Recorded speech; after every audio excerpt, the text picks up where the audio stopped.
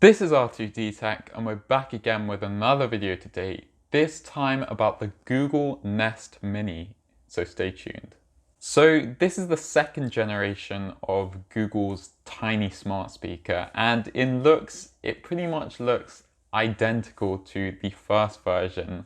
They have added a couple more features which we'll definitely look into. However, the biggest change they've made is with the sound quality, which we'll definitely also talk about. So as I said, in terms of design, it pretty much looks identical to the Google Home Mini, which was the first generation of this tiny smart speaker.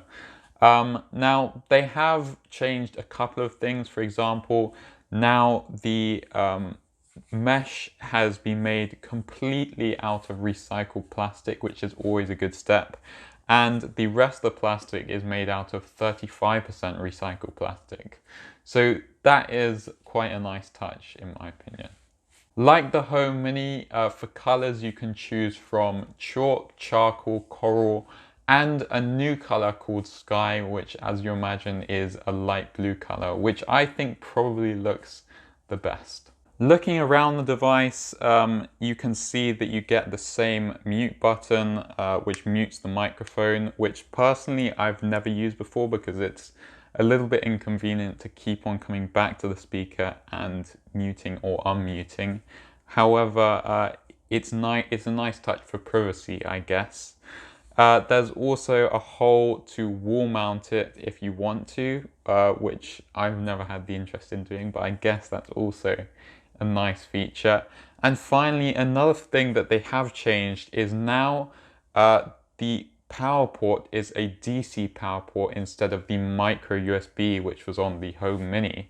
Now, I think it's a little bit annoying that they didn't choose USB-C over this DC power port, because then you could use any USB-C port lying around the house which you might use for your phone. However, now it's a little bit more difficult if you lose the cable that was provided in the box, which I have done actually. So I had to order another one. So that is one thing that I think they could have done a little bit better. Now, for the controls, they are also exactly the same as on the previous version. There are four dots that light up in the center, and you tap on the left to decrease the volume, on the right to increase the volume. You tap the middle to play and pause. So that's been unchanged pretty much. One thing that Google has added is now there is a proximity sensing feature where the device will send out inaudible beeps to its surroundings so that it can pick up whether someone is approaching or not. And then the four dots in the middle will light up so they're easier to see, and you can play, pause, decrease or increase the volume or whatever you want, which could be a useful feature, especially if the speaker can't hear you because loud music is playing. So that is also quite a nice touch. Now, the biggest upgrade this device has seen, in my opinion, is the sound quality. Now, on the Home Mini, I think the sound quality was okay if you're playing music by yourself in your room or whatever. However, it definitely did lack some clarity and bass, which was a little bit annoying. Now, Google claim on this speaker it has double the bass of the Home Mini, which is a little bit hard to believe. But it definitely does sound a lot better in my opinion. Volume-wise, I think it does also reach a pretty loud volume, definitely loud enough for me in a relatively large room as well. However, it's definitely not going to reach the same volume as, for example, the Nest Home, which was the new larger speaker from Google, or in fact, the Google Home, which was the original smart speaker from Google, which had, in my opinion, better sound quality and a louder volume, which you would expect from a larger speaker. There is also, of course, the feature where you can use both this and another Google speaker in a stereo setup. So, for example, I recently used it in stereo with the original Google Home Mini. However, it sounded a little bit odd to me because of the difference in the bass as well as the sound quality. So that is one thing to bear in mind. It may sound a little bit odd if you're using different speakers.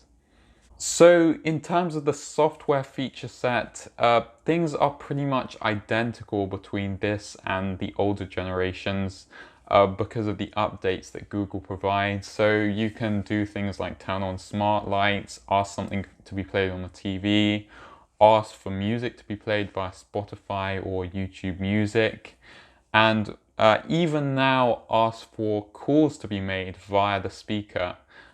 Which are all pretty useful features. So I think getting a Google speaker is definitely not going to hold you back in terms of features.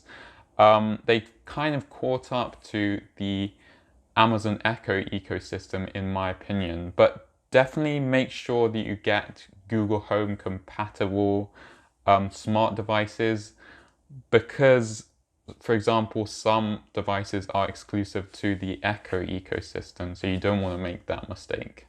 So now onto the price, and the RRP of this device, like the Home Mini, is £49 or dollars.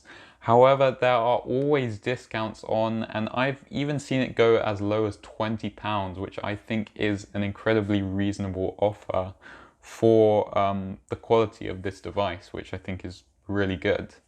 Now, the question is, would I go for it over the Google Home Mini? And I think I would, primarily just because of the sound quality, which is much better than the other speaker. Other than that, the feature set is pretty much the same, and the few features that this one does offer over the other one, I don't think really matter too much. But as I said, I think I would go for it just because of that sound quality. If you're looking for much better sound quality, then you should probably go for the larger Nest Home or even the Google Home Max, which is pretty expensive, but it definitely does offer better sound quality. That's it from this video. If you liked it, please press the thumbs up button. If you loved it, please consider subscribing.